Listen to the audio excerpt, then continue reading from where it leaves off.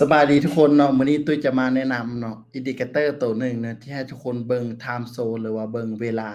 เนาะของตลาดเนาะที่มีวอลลุ่มหนาแน่นเนาะหลายๆคนอาจจะติดปัญหาว่าเวลาเทรดนี่กราฟนี่บ่แล่นเนาะเวลาเข้า buy แล้วกราฟมันบ่ไปบ่มาเนาะไซด์เวย์หรือว่าเวลาที่เข้าเซลล์แล้วกราฟมันบ่ลงเนาะมื้อนี้มีอินดิเคเตอร์ตัวหนึ่งเนาะจากเว็บไซต์ Ago Prime เนาะซึ่งตอนนี้มีให้โหลดฟรี เนาะแล้วก็วิธีการสมัครเนาะวิธีการติดตั้งเครื่องมือตุ้ยได้มีการเฮ็ดคลิปทั้งเบิดเนาะในยูทูบให้ทุกคนไปเลื่อนเบิ่งได้เลยเนาะซึ่ง Indicator ตัวนี้เนาะชื่อว่า Market Session Clock เนาะเป็นโมงของตลาดเนาะจะเป็นแบบใดเนาะหน้าตาเป็นแบบใดเดี๋ยวเราไปเบิ่งกันเลยเนาะทุกคน ทุกคนเข้ามาที่หน้า TradingView เนาะหลังจากที่ทุกคนติดตั้งเครื่องมือเนาะดึงเข้ามาใส่เนาะแล้วก็ให้เข้าไปที่เฉพาะผู้รับเชิญเท่านั้นหรือว่าโต๊ะที่มีกระแจเนาะเข้าไปที่ Indicator แล้วก็เลื่อนลงมาลุ่มสุดเนาะหลังจากนั้นจะเห็นเนาะ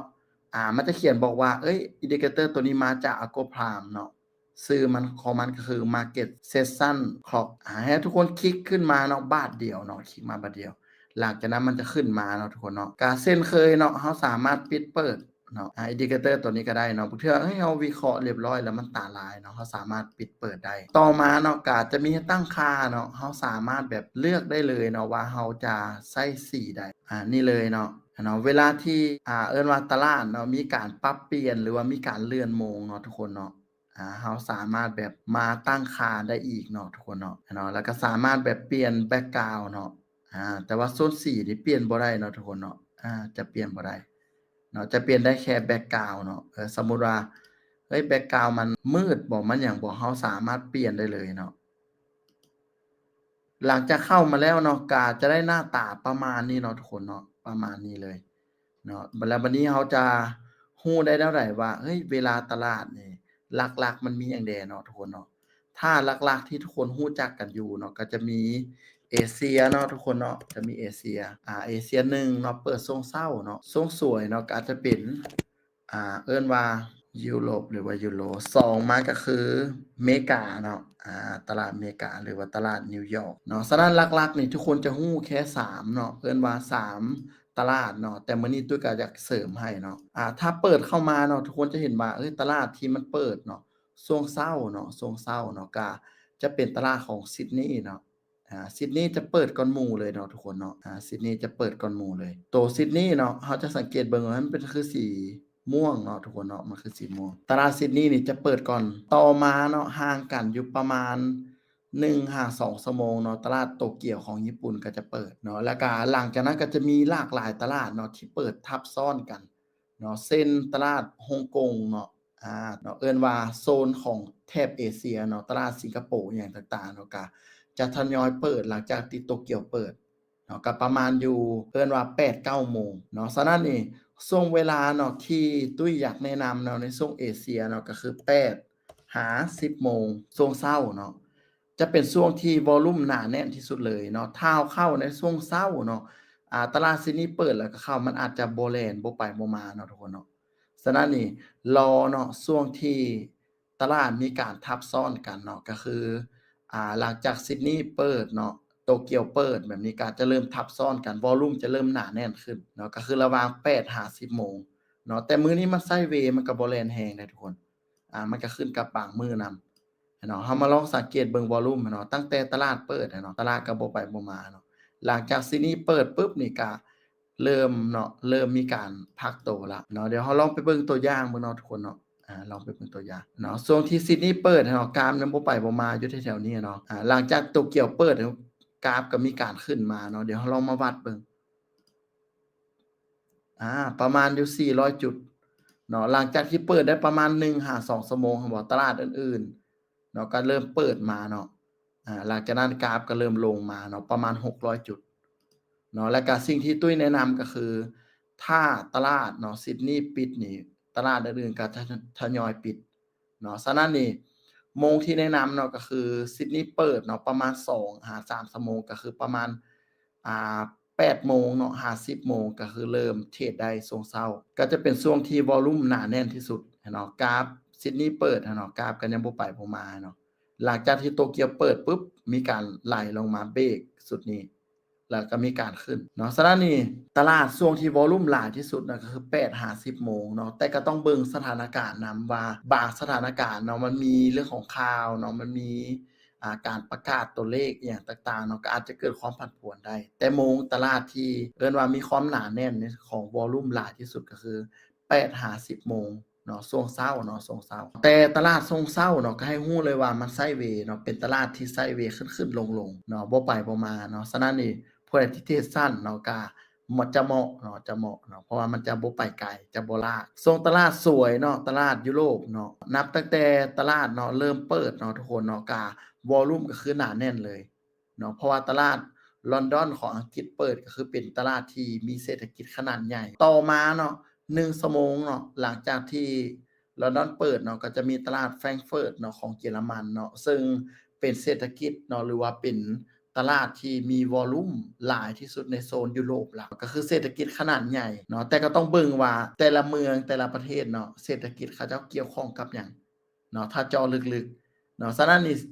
โมงที่ตุ้ยอยากแนะนำก็คือ2-4โมงเนาะ2-4โมงที่ตลาดยุโรปเนาะเริ่มเปิด2-4โมงก็คือวอลลุ่มก็จะเริ่มหนาแน่นแล้วเนาะฉะนั้นช่วงสวยเนาะก็คือให้2-4 PM เนาะ ต้องเป็น PM แล้ว2-4โมงเนาะเป็นช่วงวอลลุ่มที่มีความหนาแน่นที่สุดเลยเนาะหลายๆคนอาจจะมักเคยเทรดเนาะช่วง11โมงคือช่วง11โมงหา1โมงแบบนี้ช่วงนี้กราฟจะบ่ค่อยแรงฉะนั้นเวลาที่เราเข้าเทรดเนาะโดยเฉพาะกลยุทธ์การเทรดสั้นเนาะเราเทรดแล้วมันจะบ่ไปเราจะรอท่าโดนเนาะฉะนั้นนี่ไผที่แบบเป็นสายสไนเปอร์หรือเทรดสั้นเนาะควรเทรดตามช่วงเวลาเนาะแล้วก็ช่วงแลงเนาะตลาดนิวยอร์กเนาะทุกคนเนาะ ก็คือตั้งแต่นิวยอร์กเปิดเลยเนาะทุกคนเนาะก็ประมาณอยู่8โมงเนาะทุกคนเนาะ8โมงหา11โมงเนาะทุกคนเนาะ11โมงเนาะให้อยู่3ชั่วโมงเนาะทุกคนเนาะตลาดทรงแรงเนาะก็จะเป็นตลาดที่มีวอลลุ่มหนาแน่นที่สุดเลยทุกคนลองสังเกตเบิ่งตลาดของอังกฤษเนาะตลาดของเยอรมันเนาะเปิดอยู่มันก็สิเริ่มปิดแถวๆนี้เนาะแถวๆนี้ก็สิเริ่มปิดแล้ว เนาะฉะนั้นเวลาที่นิวยอร์กเปิดปุ๊บมันจะทับซ้อนกันฉะนั้นวอลลุ่มจะค่อนข้างหนาแน่นที่สุดเลยประมาณช่วง8-9โมงเนาะ8-9โมง10โมงเนาะหลังจาก11โมงไปวอลลุ่มจะเริ่มเบาบางลงฉะนั้นนี่ช่วง8โมงขึ้นไปก็เริ่มเทรดแล้ว11โมงก็คือหยุดเนาะเพราะว่ากราฟก็จะเริ่มมีการพักตัวแล้วฉะนั้นเดี๋ยวเราลองมาเบิ่งกันเนาะทุกคนเนาะลองมาเบิ่งกันว่าเฮ้ยแต่ละช่วงเวลาเนาะที่เราจะเทรดเนาะมีความสำคัญแบบใด เนาะแล้วมื้อนี้ตุ้ยจะยกกลยุทธ์เนาะตัวอย่างหนึ่งเนาะก็คือเป็นการเทรดสั้นเนาะแล้วก็เป็นเทรดเซตอัปที่ใช้อยู่เนาะแล้วตุ้ยก็แชร์อยู่เป็นประจำนั่นก็คือกลยุทธ์การเทรดเนาะแบบเบรกเอาต์เนาะเบรกเอาต์เนาะตุ้ยจะบ่เทรดตลาดเอเชียเนาะจะเริ่มเทรดก็ต่อเมื่อ2โมงเนาะลองยกตัวอย่างเบิ่งเนาะทุกคนเนาะ 2โมงก็คือยกตัวอย่างเบิ่งมื้อนี้เนาะมื้อนี้ตลาดเนาะเริ่มมีการเบรกขึ้นมาเนาะสุดนี้เนาะก็คือมีการเบรกแนวต้านสุดนี้เนาะตลาดมีการเบรกเนาะสุดนี้ก็ได้เทรดอยู่คือกันเนาะในกิจกรรมเทรดเนาะของคาเฟเนาะก็คือปิดแท่งนี้เนาะเดี๋ยวเราซูมเพื่อให้ทุกคนเห็นหลังจากปิดแท่งนี้ปุ๊บนี่มันย่อลงมาเราก็มีการเข้าเนาะส่วน SL ตุ้ยก็จะวางอยู่ใต้นี่เลยใต้ของไส้เทียนนี่เลย เนาะที่เป็นแท่งใหญ่ๆเนาะที่จริงเราต้องเข้าตั้งแต่ตอนเบรกเอาต์นี่แหละเบรกปุ๊บก็คือเข้าเนาะแต่จังหวะนี้บ่ทันแต่ถ้าอยากให้ปลอดภัยเนาะก็วางใต้สวิงโลเลยเนาะแล้วก็เบิ่ง R ที่1:2เนาะแต่สไตล์ของตุ้ยคือจะค่อนข้างเทรดสั้นเนาะก็คือจะวางอยู่ใต้ไส้เทียนเนาะไส้เทียนเนาะนี่เลยแล้วก็วาง R อยู่1:2เนาะบ่เก็บหลายเนาะเพราะเทรดสั้นทรงสวยเนาะ ก็ใช้เวลาอยู่ประมาณ2ชั่วโมงเนาะหน้าเทรดนี่เราลองวัดเบิ่งว่าเฮ้ยมันใช้เวลาโดนส่ำใดเนาะทุกคนเนาะส่วนใหญ่จุจะเทรดอยู่ M5 กับ M15 เด้อในระบบนี้เนาะใช้เวลาอยู่1ชั่วโมงกับ10นาทีเนาะเราก็ TP ไปเนาะในทรงสวยเนาะอันนี้ก็เป็นกลยุทธ์การเทรดแบบเบรกเอาต์เนาะทุกคนเนาะก็คือมีการแบบอ่านตลาดเนาะว่าเฮ้ยแนวโน้มณปัจจุบันนี้เป็นแบบใดเนาะซึ่งก็ได้มีการเบิ่งว่าเฮ้ยกราฟนี่ถ้าไล่เรียงดีๆเนาะกราฟสุดนี้เนาะ มีการเบรกสุดนี้ไปเนาะเดี๋ยวลองมารายกราฟให้ทุกคนเบิ่งเนาะกราฟสุดนี้เนาะมีการเบรกเนาะทุกคนเนาะมีการเบรกสุดนี้ไปเนาะเฮ็ดยก low ยก high หลังจากนั้นมีการรีบาวด์เนาะทุกคนเนาะแล้วแถวๆนี้นี่เอิ้นว่าเป็นมือย้อนหลังเนาะเป็นมือย้อนหลังเนาะหลังจากนั้นเนาะสิ่งที่เราต้องเบิ่งก็คือเราตี trendline สุดนี้ไว้เนาะทุกคนเนาะ เวลาที่มีการเบรกเนาะแต่สุดนี้เราน่าจะนอนแล้วเนาะมีการเบรกสุดนี้ที่จริงสุดนี้ก็สามารถเข้าได้เนาะ เข้าได้ตุ้ยเบิ่งก็คือเฮ้ยปัจจุบันนี้มีการยก low ยก high ขึ้นมาเนาะแล้วสุดนี้เนาะกราฟมีการฟ้องตัวลงมาแล้วก็มีการเบรก trend line สุดนี้ขึ้นมาเนาะฉะนั้นก็เลยจังหวะนี้เนาะจังหวะนี้ก็เลยหาจังหวะเนาะพอดีกราฟเนาะมีการเบรกขึ้นไปด้วยแท่งเทียน imbalance เนาะหลังจากนั้นเราก็เข้าในเทคนิคเบรกเอาต์เนาะโดยมี imbalance เนาะเป็นตัวประกอบเนาะก็วาง R ที่1:2เนาะเพราะว่าโดยปกติเนาะตลาดสวยหรือว่าตลาดยุโรปมันจะแล่นอยู่ประมาณพันเอิ้นว่าประมาณ 1,500 พอยต์หา800 พอยต์เนาะเราก็ตีไปเลยประมาณนั้นเนาะซึ่ง Trade Setup นี้เนาะ TP ของเราก็อยู่ที่600 พอยต์ก็มีโอกาส TP สูงเนาะแต่ว่ามื้อนี้มันแล่นแรงผิดปกติเนาะแต่ละมื้อมันจะแล่นประมาณนี้แหละทุกคนจะประมาณนี้อันนี้ก็คือแบบออร์เดอร์แบบใหม่ๆสดๆเนาะที่มีการเทรดเนาะหลังจากนั้นเนาะตลาดยุโรปเอิ้นว่าเริ่มทยอยวอลุ่มเบาบางลงก็หยุดพักเนาะรอท่านิวยอร์กเนาะทุกคนเนาะก็คือเทรดแต่ส่ำนี้แหละ2หา4โมงก็คือปิดเนาะได้แค่ออร์เดอร์เดียวเนาะตัวสวยส่วนตอนแรงเนาะมาเนาะเราก็จะเห็นโครงสร้างอยู่สุดนี้เนาะทุกคนเนาะมีการเบรกสุดนี้ไปเนาะแล้วมีการย้อนกลับลงมาเนาะอาเนาะถือว่าเทคนิคนี้เนาะบ่แม่นเทคนิคเนาะเบรกเอาต์เนาะแต่เป็นเทคนิคเนาะที่เอิ้นว่าใช้ trend line เนาะในการประคองเนาะด้วยการมีการเทรด2ไม้เนาะ1ก็คือ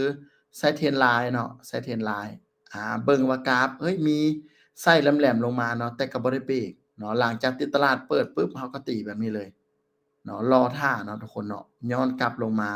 เนาะ retest trend line เนาะ ก็จะได้เงื่อนไข1เนาะเพราะว่าตอนที่ตลาดเปิดเนาะเราตีเนาะเราได้แค่2เงื่อนไขเนาะก็คือ trend line มีแค่2อันเนาะก็หาก็ตีหลังจากนั้นเบรกไปปุ๊บรอย้อนกลับลงมาเนาะทุกคนเนาะก็ได้มีการเข้าเนาะจังหวะนี้เนาะทุกคนที่เกิดแท่งเขียวแล้วก็ไอ้แนวอยู่กองไส้นี่แล้วก็ TP ก็ประมาณ1:2เนาะ1:2ซึ่งตลาดเนาะเอิ้นว่านิวยอร์กเนาะเราจะเบิ่งเนาะการแล่นของมันไว้ที่ ประมาณ2หา3,000จุดเนาะถ้ามื้อบ่มีข่าวก็จะเบิ่งประมาณ2,000จุดพอแต่ถ้ามื้อมีข่าวก็อาจจะเบิ่งที่3,000จุดบางข่าวแรงก็จะเบิ่งที่5,000จุดเนาะฉะนั้นนี่ก็จะมีเรื่องของคลื่นราคามาประกอบนำเนาะถือว่ามื้อนี้โอ้โฮแจกความรู้เลยเนาะทุกคนเนาะแจกความรู้แน่นๆเลยเราก็จะวัดเบิ่งว่าเฮ้ยกราฟนี่ประมาณ2,000จุดอยู่ไสก็แถวๆนี้เนาะทุกคนเนาะ2,000จุดทาร์เก็ตของเราอยู่แถวๆนี้ เนาะซึ่ง TP ของเรานี่ก็อยู่ต่ำกว่า target แสดงว่ามีโอกาสฮอดสูงเลยเนาะแล้วก็หน้าเทรดนี้เราใช้เวลาไปเนาะประมาณ1ชั่วโมงกว่าๆเนาะเราก็ TP เป็นที่เรียบร้อยแล้วเนาะทุกคนเนาะเราก็ TP เป็นที่เรียบร้อยแล้วเนาะฉะนั้นนี่กลยุทธ์นี้ก็ใช้กลยุทธ์แบบง่ายๆเนาะเป็นการอ่านตลาดเนาะก็คือเราเทรดตาม trend อยู่แล้วเนาะแล้วก็ใช้ trend line ในการประคองเนาะรอให้กราฟเนาะมีการเบรกเนาะแนวต้านสุดนี้ไป เนาะแล้วก็ย้อนกลับลงมาก็คือเข้าเนาะออร์เดอร์เนาะแล้วก็ยังมีออร์เดอร์อีกหลายๆออร์เดอร์เนาะที่ตุ้ยเทรดเนาะบ่ว่าจะเป็นทรงเอิ้นว่าทรงสวยเนาะทรงสวยเนาะคือในมื้อก่อนเนาะในมื้อก่อนนี่เนาะทุกคนเนาะเทรนด์มีการขึ้นอยู่เนาะมีเอิ้นว่าเทรนด์นี่เป็นขาขึ้นอยู่เนาะแต่ก็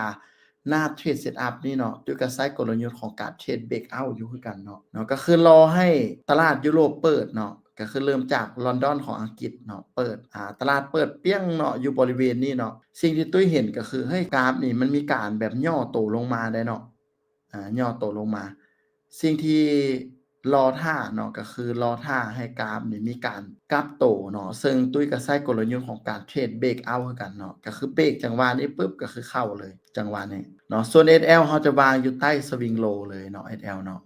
ส่วน TP เราก็จะประมาณอยู่1:2 เนาะโดยมีคลื่นราคาวัดประกอบลองวัดเบิ่งเฮ้ยตลาดยุโรปนี่ปกตินี่800หา1,500จุดอันนี้800จุดเลยเนาะทุกคนเนาะ800จุดเลยเนาะก็ถือว่าอยู่ใน target ของเราเนาะเราก็รอท่าเนาะทุกคนเนาะรอท่ากราฟขึ้นมาเนาะแล้วก็ TP ไปเนาะหลังจากนั้นก็คือกราฟก็ลงเนาะแต่ก็เทรดแต่ออร์เดอร์เดียวเพราะว่า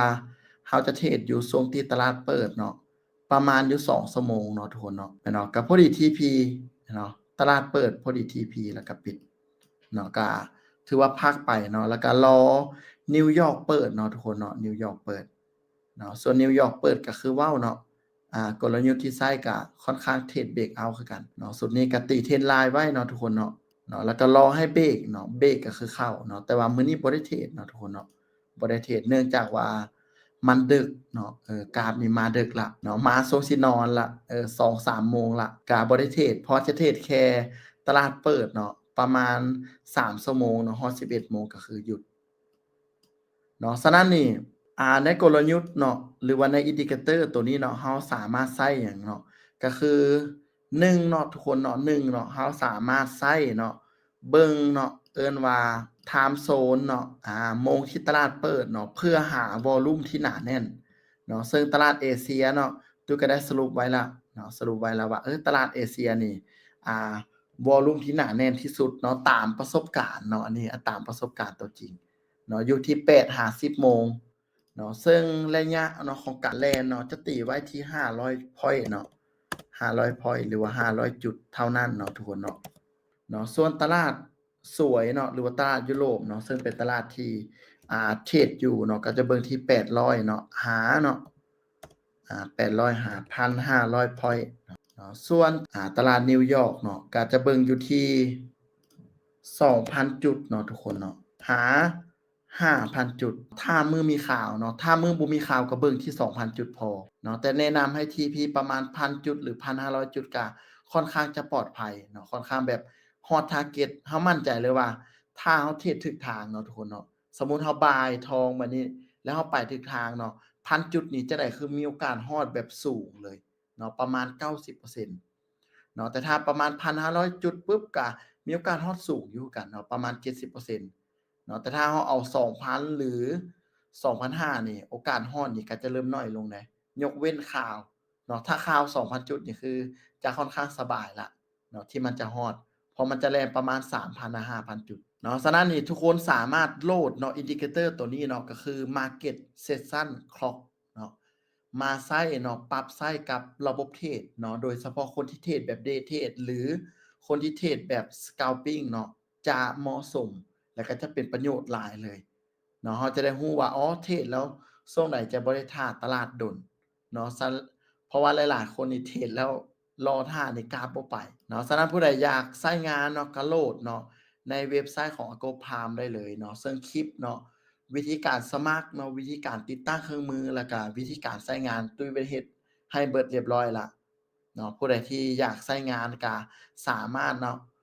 เบิ่งเนาะวิธีการสมัครส่วนลิงก์เนาะของเว็บไซต์ตุ้ยได้มีการแปะให้เรียบร้อยแล้วเนาะถ้าคลิปนี้มีประโยชน์เนาะทุกคนเนาะก็ฝากทุกคนเนาะ Subscribe เนาะแล้วก็กดไลก์เนาะกดแชร์เนาะแล้วก็คอมเมนต์เนาะเพื่อเป็นกำลังใจให้ตุ้ยเนาะเฮ็ดคลิปดีๆเนาะออกมาให้ทุกคนเนาะในคลิปต่อๆไปเนาะสำหรับคลิปนี้เนาะตุ้ยต้องขอตัวไปก่อนเนาะเดี๋ยวเจอกันเนาะในคลิปถัดไป